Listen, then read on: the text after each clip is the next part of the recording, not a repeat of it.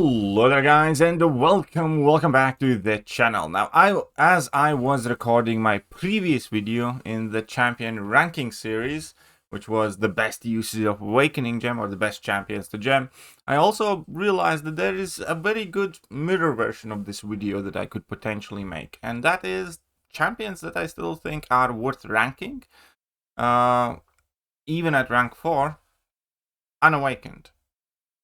Now, this is not me saying go ahead and rank exactly these champions, because again, all of these have times and places when they do the best. Some of them are no-brainers, and some of them are like, if you want to rank up that champion, then awakening ability should not matter to you type of situation.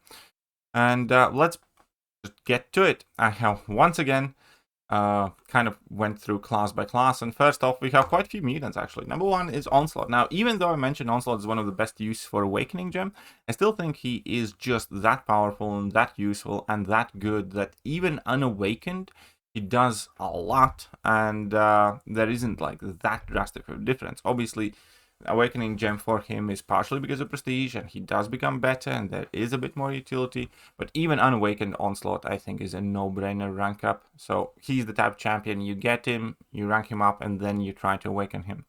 Moving on, Captain Britain. It's kind of similar, even though she's borderline impossible to acquire. She's also, in my opinion, at the moment is relevant enough to, if you get her, you rank her up even unawakened, and then if you can awaken her, go for it. It will only make her better.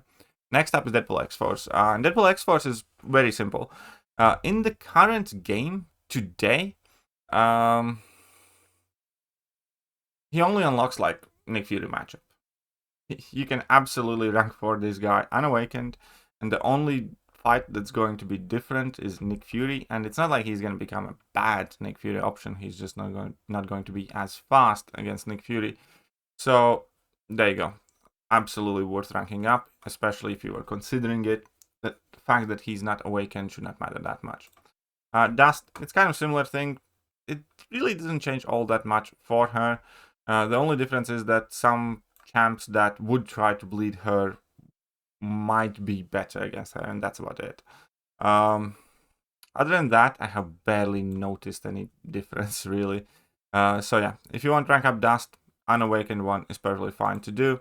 Moving on to skill class, and many of these champions are champs that I personally took either to rank 3 at a time or rank 4 unawakened, and I wasn't worrying about that awakened ability too much, and Bullseye is definitely one of them. Like, high sig Bullseye will have a few less counters, like Spider-Woman's gonna do worse against a high sig Bullseye, and Kal is gonna be worse, but overall it really doesn't make that much of a difference. Unawakened Bullseye, awakened Bullseye, they do functionally very, very similar things. Lumitrix, again, the abilities here, most of the idol champions, in fact, including Imperiosa and Solvak, kind of are in this list where the awakened abilities are nice, but they're definitely not part of their like core kits. For instance, here the opponent's instant damaging effects have their ability accuracy reduced by X amount, double when fighting science champions, so it makes them slightly better defenders, primarily like in science champs, but it really doesn't come into play much at all. I don't think I have had a single matchup where, you know, I would have won if my Lumitrix was awakened or something like that. So yeah, if you want to rank up Lumitrix, just rank it. Awakening doesn't really matter that much. Shield is similar. Shield's awakening does unlock some of other. It makes her better against bleeding units, basically. And that's mainly it. So if you want to rank up Shield, again, unawakened isn't going to be that much of a difference. You're going to have like worse photon and thing matchups, I suppose. But generally, when we end up using Shield, it's not mainly for those matchups. And it's not like she becomes a great option for either one of those two champions if she's awakened. So fine, unawakened. Zola.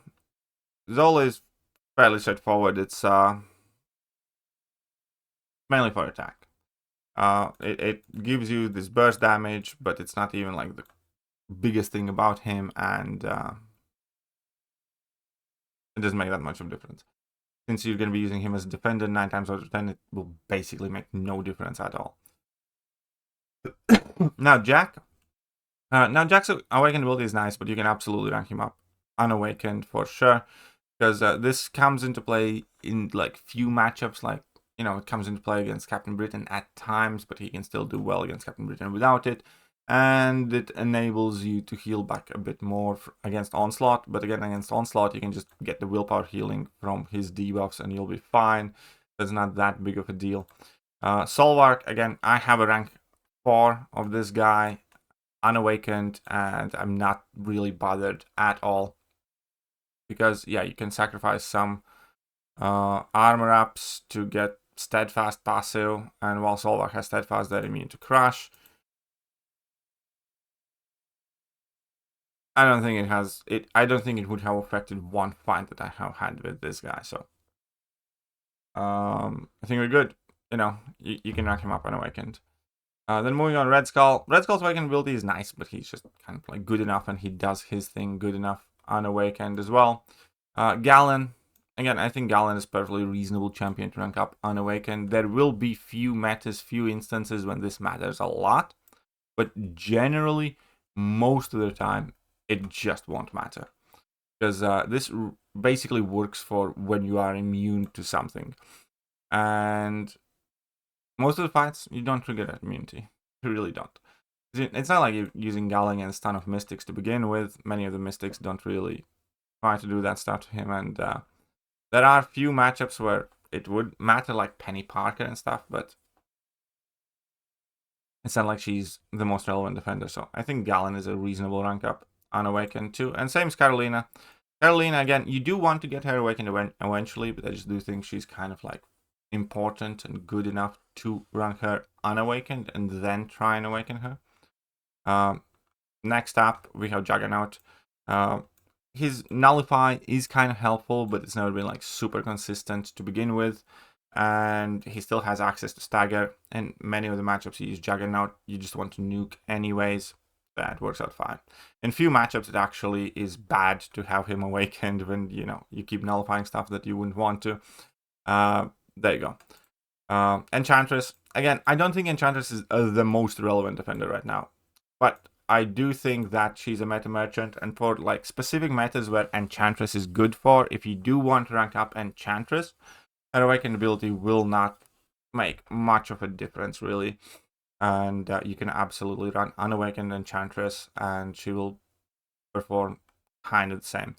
The spells last slightly longer, but the entire point is to get rid of them anyways, and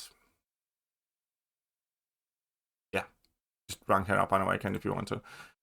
Werewolf. Now, Werewolf's Awakened ability is kind of nice. I do like to rely on this Unstoppable when after level 2 a little bit, but you can absolutely get almost all the benefit with him being Unawakened for sure.